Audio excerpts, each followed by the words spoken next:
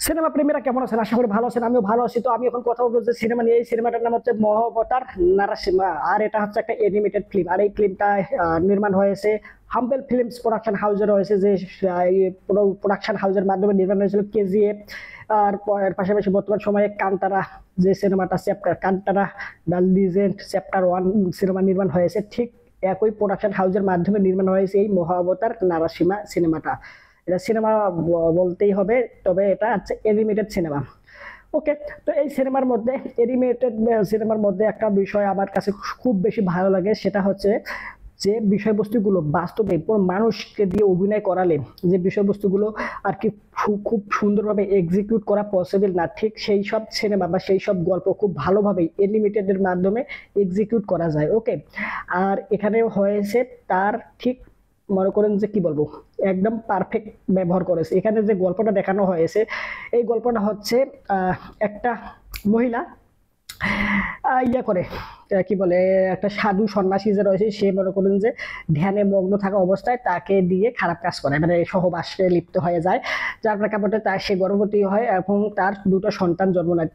ওই যে যে সন্ন্যাসী বা যে সাধু আর কি ধ্যানে বা হচ্ছে ইয়া কি বলে মগ্ন ছিল, সে অভিশাপ দেয় যে তোর সন্তান হবে, মনে করেন যে রাক্ষসমা বাজে বাজে আর কি বিষয়বস্তুগুলো তাদের মধ্যে থাকবে। ওকে।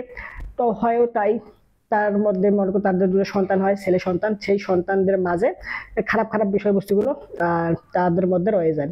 এখন এই গল্পটা সামন থেকে এভাবে এগিয়ে থাকে। এখন একটা সময় সে দুইটা ভাইয়ের মধ্যে একটা ভাই দেবতা আরেক দেবতার সাথে লড়াই করতে যায়, সে মারা যায়। এখন এ আর কি মনে করেন যে আরেক দেবতার কাছ থেকে শক্তি নেয়, পাওয়ার নেয়, যে আমাকে রাতেও মারতে পারবে না, দিনেও মারতে পারবে না, আসমানও মারতে পারবে না, পাতালেও মারতে পারবে না। ঠিক এরকম একটা আর কি তাকে একটা বর দেয়, বা হচ্ছে তাকে একটা পাওয়ার বা ক্ষমতা দেয় অন্য একটা দেবতা এসে। ওকে। এখন এখান থেকে জমে যায় খেলা। এখন তার যে সন্তান হয়, সে আবার যে তার শত্রু, যে তার নিজের ভাইকে মারছে, ঠিক তার ভক্ত। ওকে। বিষ্ণু। ওকে, বিষ্ণুর ভক্ত হয়ে যায়। এই গল্পটা এখন এখান থেকে এগুলো থেকে সামন দিকে এমন কেমন টুইস্ট আর টার্ন আসে যে সত্যিকার অর্থে দেখছিলাম যখন, তখন মনে হচ্ছিল যে কি হবে তারপর, কি হবে তারপর, আসলে কি ভালো হবে না খারাপ হবে, কি হবে, আসলে সে বাঁচবে না মরবে। ওই ছোট বাচ্চা, তার যে ছেলে সন্তান রয়েছে, সে বিষ্ণু ভক্ত, তার ভক্ত হয়ে যায়, দর্শক শ্রোতা ভক্ত জন্য পালিক হয়ে যায়। এখন সে তার সন্তানকে মারতে হুকুম দেয়, কারণ সে তার শত্রু, তার যে দুশ্মন, যাকে সে ঘৃণা করে, অপছন্দ করে, তার ভক্ত হয়েছে, তার পূজা করে। ওকে। এখন তাকে মারার অনেকগুলো ব্যবস্থা নেওয়া হয়, কিন্তু কোনোভাবে তাকে মারতে পারে না, হত্যা করতে পারে না। শেষ সময়ে এসে বিষ্ণু তার, মনে করেন যে তার ভক্তকে বাঁচার জন্য সে নিজেই এসে পড়ে।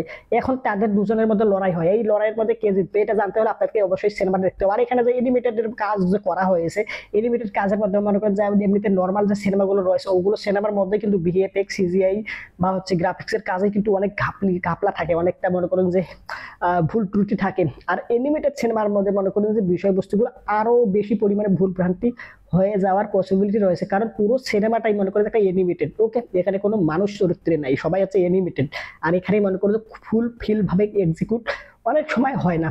আর এখানে হয়েছে তার ব্যতিক্রম। এখানে মনে করেন যে দেখে কোনো জায়গায় আমার কাছে গাফিলতি মনে হয়নি, তবে এর যে ক্লাইম্যাক্স সিকুয়েন্সটা, ভাই, যেভাবে তারা মনে হচ্ছিল যে পুরো সিনেমাটা নির্মাণ করতে যে বাজেট রাখছে, আর ক্লাইম্যাক্সের যে ফাইট সিকুয়েন্স রয়েছে, বিষ্ণু এবং ওই যে যার কথা বললাম রাক্ষসের, যে আর কি মনে করেন যে আসমানও যাকে মারতে পারবে না, জমিনও মারতে পারবে না, দিনেও মারতে পারবে না, রাতেও মারতে পারবে না, তাদের দুজনের মধ্যে যে লড়াইটা একদম অন্যভাবে তারা প্রেজেন্ট করেছে। আর এখানে cinematography, colour, overall everything is good. এখানে ব্যাকগ্রাউন্ড মিউজিক ব্যবহার করা হয়েছে। ব্যাকগ্রাউন্ড মিউজিকটা কোথাও গিয়ে ওই যে আপনার কাছে মনে হয়ে যাবে সারা জীবন মনে থেকেই যাবে তা হয়নি, তবে কোথাও গিয়ে যখন আপনি দেখবেন তখন খুব ভালোভাবে বুঝতে পারবেন যে না, ঠিক আছে, একদম খাপে খাপ আব্বাস আলীর বাপ। ওকে। এখানে আর মনে করেন যে অভিনেতার কথা কি বলবো, এখানে সবগুলো হচ্ছে অ্যানিমেটেড ক্যারেক্টার। এখানে সবার অভিনয় খুব ভালো ছিল। ওকে। অভিনয় ভালো ছিল বলতে এখানে মনে করেন যে কোনো ব্যক্তি অভিনয় করে যে তার অভিনয় একান্ত প্রশংসা করবো, তবে অ্যানিমেটেড যে কাজ করেছে যারা, তারা সুন্দর করে প্রত্যেকটা ক্যারেক্টারের যে অভিনয়, তাদের যে এক্সপ্রেশন খুব সুন্দর করে তারা ফুলফিল করেছে। ওভারঅল এই সিনেমাটা মহাবতার নারাসিমা, এই মুভিটা আমার কাছে খুবই ভালো লাগছে। যদিও অ্যানিমেটেড সিনেমা অনেক কম দেখা হয়, কারণ বর্তমান সময়ে যেসব ভালো ভালো সিনেমা আসতে যাচ্ছে, এগুলো সিনেমা দেখেই আর কি সময় পাই না, তারপর আবার এই যে অ্যানিমেটেড সিনেমা যদিও মনে করেন দেখার প্রথম দিকে আগ্রহ ছিল না, পরবর্তীতে এটা নিয়ে আর কি অনেকেই আলাপ আলোচনা করতেছে, অনেক ভালো ভালো করতেছে, যার প্রেক্ষাপটে আমি ওই সিনেমাটা দেখলাম আর দেখে আমার কাছে মনে হয়েছিল আসলে এই সিনেমাটা তারা ভালো বলেছে, ভালো হয়েছে বলেই, আর এটা অবশ্যই প্রশংসার দাবিদার। আমাকে যদি এই সিনেমাটা রেটিং করতে বলেন তাহলে আমি করব 5/3.5। ওকে, তো এই হচ্ছে মহাভারত নারাসীমা সিনেমা নিয়ে আমার ওপিনিয়ন। তো আপনারা যারা দেখেছেন তা আপনাদের কাছে কেমন লাগছে অবশ্যই কমেন্ট করে জানান, ভিডিও লাইক দেন, চ্যানেলটা যদি সাবস্ক্রাইব করে না থাকে তাহলে দ্রুত সাবস্ক্রাইব করে নিন। সম্পূর্ণ ভিডিও দেখার জন্য আপনাকে জানাচ্ছি অসংখ্য ধন্যবাদ। আর এই ভিডিওটা শেয়ার করেন আপনার মা বাবা ভাই বোন আত্মীয় স্বজন তারা প্রতিবেশী বন্ধু বান্ধবের কাছে। Thanks, very good, bye. I hope always understand so note all for this subject. Bye. আর একটা কয়বার দেখি